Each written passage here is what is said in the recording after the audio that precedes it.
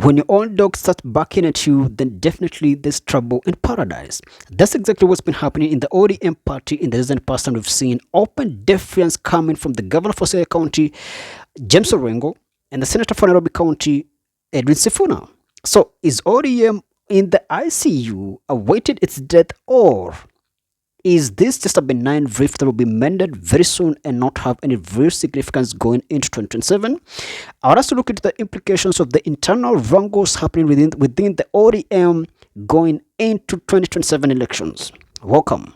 The recent actions of Siaya Governors James Orengo and Nairobi Senator Edwin Sifuna have spotlighted internal tensions within Kenya's Orange Democratic Movement ODM.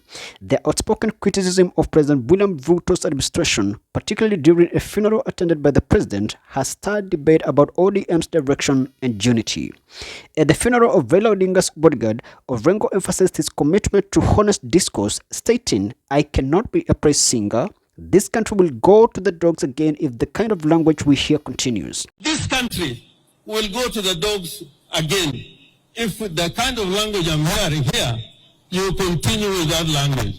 Please, when you have something being brought to Siaya, it is a matter of right. It is not you are being given, it's a matter of right. This government is going to punish you more than they will punish me. Sifuna has been vocal about maintaining ODM's independence, asserting that even with ODM's support, Ruto would still lose the 2027 elections. He emphasized that ODM has no formal alliance with the ruling party and remains focused on its own political ambitions. Raila Odinga has called for decorum and unity, urging party members to exercise civility and restraint as they discuss the party's future. He emphasized that ODM remains united and focused on national interests. Some ODM members, however, like Kisumu Senator Tomo Jienda, have criticized Orengo and Sifuna's approach, suggesting that their public dissent is inappropriate, especially in settings involving the president. The different viewpoints highlight a potential rift within ODM, with some members advocating for a collaborative approach with the government, while others insist on maintaining a distinct opposition stance. Analysts suggest that Raila Odinga may be allowing such dissent to signal to President William Ruto that ODM seeks a partnership based on mutual respect rather than subservience, aiming to keep the party's base engaged while navigating the political landscape. Future alliances. The internal debates may influence ODM's strategy for the 2027 elections, determining whether the party pursues its own presidential candidate or considers alliances with other political entities. In summary, the actions of Orengo and Sifuna underscore the dynamic and sometimes contentious nature of ODM's internal politics as it grapples with its role in Kenya's evolving political environment. Edwin Sifuna and James Orengo are one of the bigwigs within the ODM, and their dissent with the party can be taken lightly. These two guys can actually mean the death of ODM. Now, there are only two scenarios here. Either that ODM is in its deathbed, kicking its last, breathing its last, awaiting a split, or that this is not a big deal, it's not a big issue. They're going to resolve the wrangles that they have within themselves and just keep the bread-based government going, which again won't change anything either. So in the worst case scenario, this case would be that ODM is eventually gonna split into one half, joining the UDA and continue with the bread-based government, and the other half joining the rest of the opposing parties to form the opposing coalition going into 2027. Now, whether or not some part of ODM members join the UDA to form the one side of the political divide going into 2027, and the other half joining the other side or not, what I'm looking at here is what would be the ultimate impact of these events.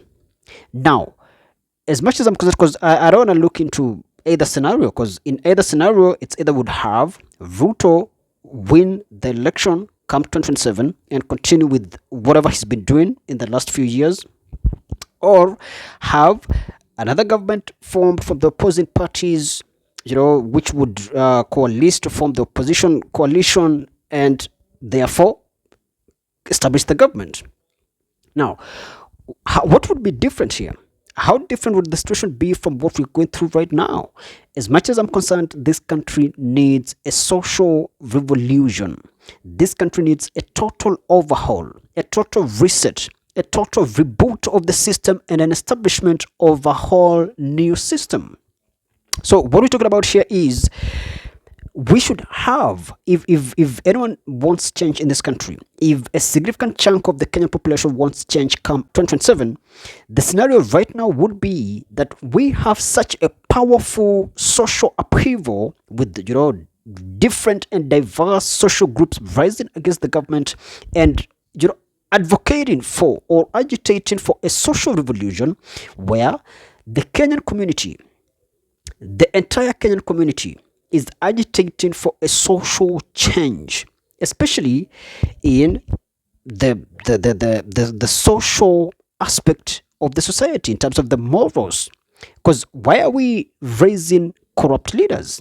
We talk about corruption in the government, which is the biggest beast in the system, or the elephant in the room.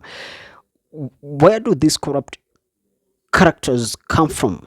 Because what I understand that this is a Kenyan community problem. It's a problem created by the entire nation. We talk about corruption starting from the police department, going into the whole judiciary, the whole executive, the whole legislature. I mean, how many times have you seen MCAs being bought off to impeach governors? Members of parliament being bought off to impeach senior officials. So what we're talking about here is a deeply seated rot called corruption.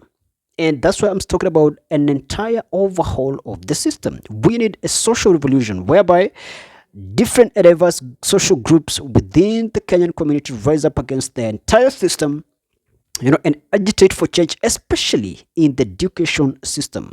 I think morals and virtues can only be installed or imprinted into the consciousness of the people through the education. We need a radical and a drastic change of the social aspect of the Kenyan community. We can't be raising thieves and we expect miracles. We can't be raising, reprobates and we expect that when they get into the position of power, they gotta change dramatically and all of a sudden become saints. That is delusion. This is an entirely deluded country. I personally agree and believe that we are deluded in this country. What we wish for is not what we're willing to do. And when your wish goes against your will, then you're just deluded. You're actually sick. It's a mental problem. And that's what we're going through. So my point is, whatever is happening within the ODM, whether it's going to benefit the government of the day or the opposition, that is not what we need. A regime change is just a swap of one thief for another thief. You're swapping a wreck for a wreck. That won't change anything as much as I'm concerned. I could be right, I could be wrong, but I don't think that that's the problem. We need a drastic social change in this country, a social revolution. That's it for now. Thanks so much for watching. Remember to share, follow, and subscribe.